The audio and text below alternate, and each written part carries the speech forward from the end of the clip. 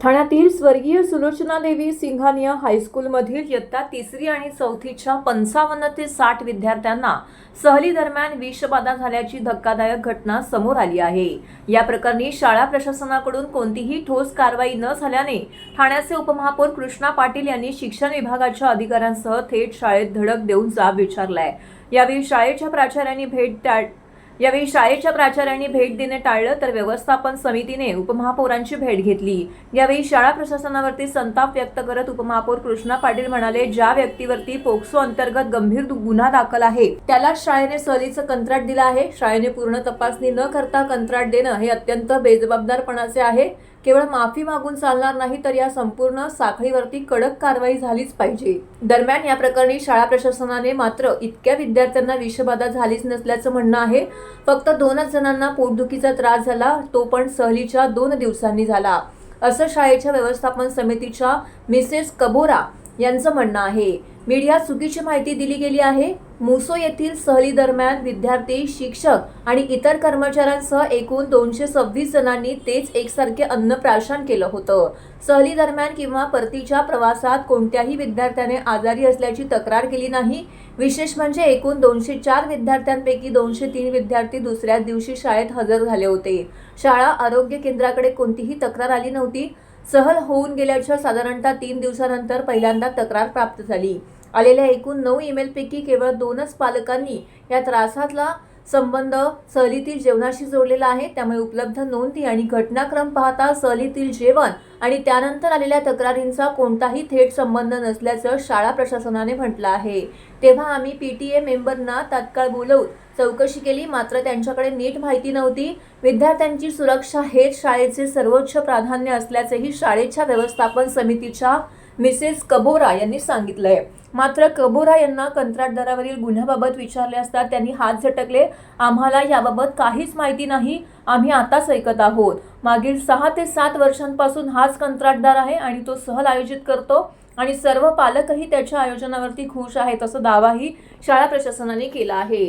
याविषयी उपमहापौर कृष्णा पाटील व स्वर्गीय सुलोचना देवी सिंघानिया हायस्कूलच्या व्यवस्थापन समितीच्या मिसेस कबोरा यांनी प्रसार माध्यमांशी बोलताना अधिक माहिती दिली आहे। कालच मला ते माहीत पडलं, तेव्हा आम्ही आज प्रिन्सिपल मॅडमशी पण वेळ घेतली होती, पण त्या नाही आहेत अवेलेबल। आणि मग आपले वैद्यकीय अधिकारी, महापालिकेचे शिक्षणाधिकारी, सर्वच टीम आज आम्ही त्यांची शिष्टमंडळाची भेट घेतली। त्याच्यामध्ये आम्ही त्यांना निदर्शन आणलं, पण त्यांना हे माहीत नाही आहे की त्या व्यक्तीवर असा गुन्हा दाखल आहे का।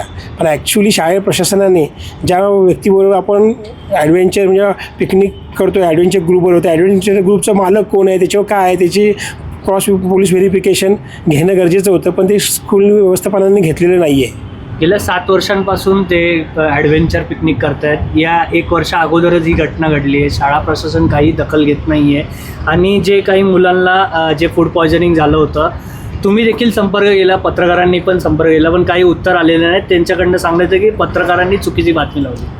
त्यांचं शाळा व्यवस्थापन एक आत्ताही कबूल करत नाही की चूक झालेली आहे, पण प्रिन्सिपल मॅडमनी रविवारी रात्री पेरेंट्सच्या ग्रुपवरती स्वतःची चूक कबूल केलेली आहे।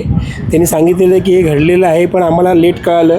आम्ही ज्या अधिकाऱ्याला दिलेलं आम्ही काम, ज्या संस्थेला, त्याची चौकशी करणार, जिथे फूड आले त्यांच्यावर आम्ही कारवाई करू, असं त्यांनी गेलेलं आहे आणि दिलगिरी व्यक्त केलेली आहे पेरेंट्स लोकांची।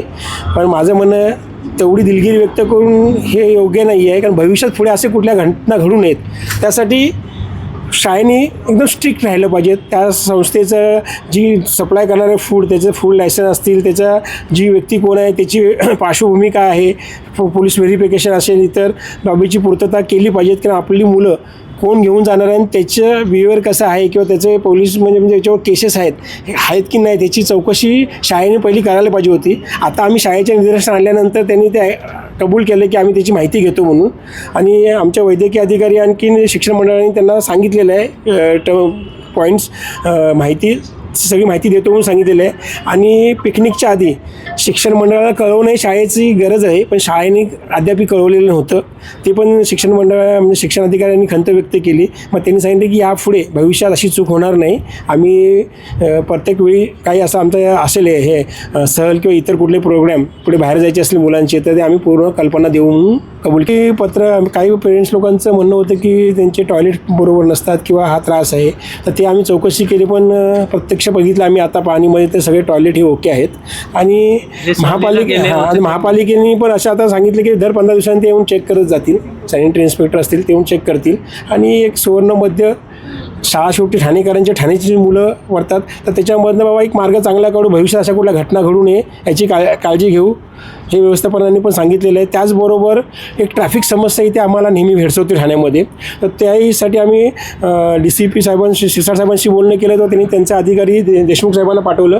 ते देशमुख साहेब पण आले, त्यांनी त्यांची प्रॉब्लेम्स सांगितले आणि शाळेचे प्रॉब्लेम. आता ह्याच्यातून म्हणजे ट्रॅफिक आणि शाळा ह्याच्यातून एक मार्ग काढणार आहेत. जी सकाळची शाळा भरतेच्या वेळी जी ट्रॅफिक असते आणि शाळेत सुटतेच्या वेळी त्याच्यातून ठाणेकरांना तो ते त्रास होतो, तर त्याच्यावरती कायमस्वरूपी तोडगा काढण्याचं शाळेनेही कबूल केलं आहे आणि ट्रॅफिक इंचार्जबरोबर बसून एक त्यातला मार्ग काढण्याचं ठरलेलं आहे. म्हणजे पालकांनी पण बोलले होते की शाळेच्या बाहेरच्या रस्त्यावर काही ड्रग्स पिलर पकडले होते काही, आणि त्यांना तिथून हाकलण्यात आलं. तर शाळेने पण त्यांच्या सिक्युरिटी गार्डनी पण त्या लोकांना तिथून हाकलून दिलं की एवढी आहे.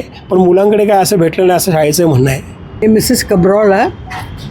पहले में मेरे डिप्यूटी मेयर को थैंक करने के doctor mister Bade, Mrs Palande for taking so much of interest in our school. हमारा इच्छा है, ये पेपर में आया, सच नहीं आया, इसलिए दुख है. सच का बात है, दो बच्चे लोग हॉस्पिटल में एडमिट किया. एंड हमारा पिकनिक 2 तारीख था ऑन अ थर्सडे. बच्चे लोग 2 को दोपहर ही खाना खाया. फ्राइडे सब बच्चे लोग आया, खाली 2 बच्चे लोग स्कूल में प्रेजेंट नहीं था. एंड ये सब बच्चे लोग फ्राइडे खा के सब कुछ करके सब एक्टिविटीज़ किया. हम लोग का कुछ मैसेज फ्राइडे ने आया, सैटरडे भी नहीं आया, संडे रात को मेल आया, मेरा बच्चा आज मंडे स्कूल में नहीं आ सकता है, क्यों, फूड पॉइजनिंग है. सो हम लोग अभी 5-7 मेल्स मिला, इसलिए हम तुरंत वो कैसे हो गया.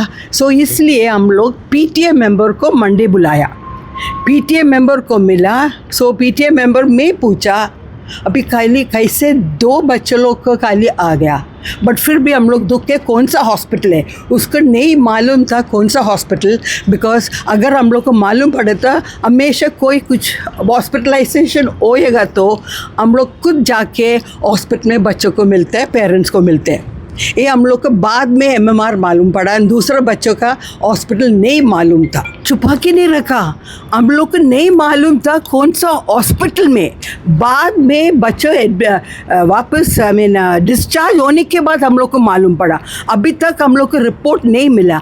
आज भी हम लोग पेरेंट्स को मेल भेजा, प्लीज़ सेंड द रिपोर्ट, क्या हो गया. पेरेंट्स के अप्रूवल मिला, पेरेंट्स का कंसेंट भी मिला. हमारा एक्सपीरियंस उसके साथ अभी 1-2 साल नहीं है. हमारा एक्सपीरियंस एटलीस्ट अबाउट 6-7 ईयर्स है. एंड हमारा एक्सपीरियंस है, पेरेंट्स को भी रियली सेटिस्फाइड. आप अभी गोयंका के बारे में बोलती है. एक गोयंका स्कूल फिर 1 साल के बाद एडवेंचर के साथ सब पिकनिक अरेंज करते हम लोग सुना.